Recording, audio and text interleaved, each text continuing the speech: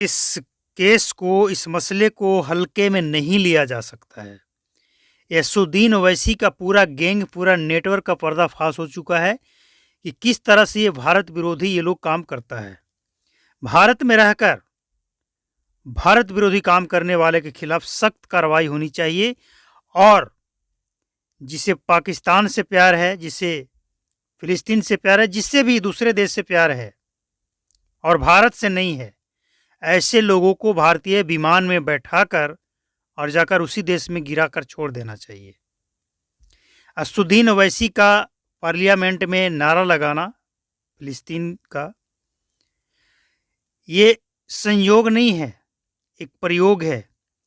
श्रीनगर में फिलिस्तीन के झंडे लहराना, इजराइल के खिलाफ नारा लगाना, अमेरिका के खिलाफ नारा लगाना और भारत विरोधी काम करना।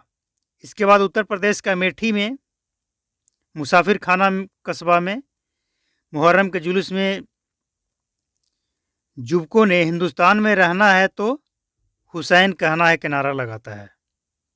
क्यों कहना है हुसैन? बिहार में दरभंगा में भी फिलिस्तीन के झंडा लहराते हुए देखा गया है। हालांकि कार्रवाई हो रही है, लेकिन ये एक संयोग नहीं है, ये असदुद्दीन ओवैसी का एक प्रयोग है जो भारत में रहकर भारत के संविधान का धज्जियां उड़ाना है। इन लोगों को संविधान से लेना देना नहीं है, ये शरिया कानून लागू करना चाहते हैं भारत में। और इन लोगों की सोच, इनके गैंग का पर्दाफाश हो चुका है। अब सख्त से सख्त कार्रवाई होनी चाहिए ताकि आगे। और ताज्जुब की बात यह है कि उत्तर प्रदेश और बिहार दोनों ही जगह बीजेपी गठबंधन की सरकार है, और जहां बीजेपी की सरकार हो वहां इस तरह का अगर नारा लगे तो फिर लोग किस पे भरोसा करेंगे? कांग्रेस पर, समाजवादी पे, किस पे? आरजेडी पे, किस पे भरोसा किया जा सकता है? अगर कार्रवाई नहीं हुई तो ऐसे लोगों का हौसला बढ़ेगा और ये भारत में रहकर भारत विरोधी काम करने से बाज नहीं आएंगे। सवाल ये है कि क्या संविधान में ऐसे नेताओं के लिए संरक्षण मिला हुआ है? कार्रवाई क्यों नहीं होती है? ऐसे लोगों की लोकसभा सदस्यता खत्म क्यों नहीं की जाती है? लोकसभा सदस्यता को खत्म करके इनकी पार्टी का जो लाइसेंस है चुनाव आयोग से, उसे रद्द करना चाहिए। और साथ ही ऐसे लोगों को चुनाव लड़ने पर बैन होना चाहिए। और सबसे सख्त कार्रवाई ये हो कि ऐसे लोगों को उठाकर जिसे जिस देश से मोहब्बत है उस देश में जाकर छोड़ाएं भारतीय विमान से। ऐसे लोगों के लिए भारत में कोई जगह नहीं होनी चाहिए।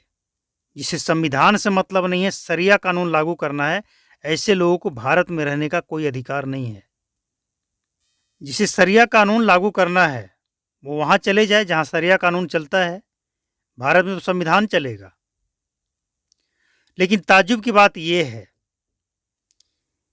कि कांग्रेस, आरजेडी और एसपी, समाजवादी पार्टी, ये लोग खामोश है, खामोशी से समर्थन कर रहा है। किसी नेता ने इसका कोई बहिष्कार नहीं किया है। यानी ये सब मिले हुए हैं, सब के सब मिले हुए हैं, क्योंकि इनका वोट बैंक वही है। तो अब देखना है हिंदुओं को कि आपके साथ जो नकली बनकर आता है आप उसके साथ हैं या किसके साथ हैं? राहुल गांधी का सदन में बयान देना, सनातनी हिंसक होते हैं, हिंसा हिंसा की बात करते हैं, यह भी एक संयोग नहीं है, यह भी एक प्रयोग है। और इसके भी दुष्परिणाम आपको देखने मिल रहा है। तो इस तरह के लोगों का क्या किया जाए? क्यों नहीं सख्त कार्रवाई होती है?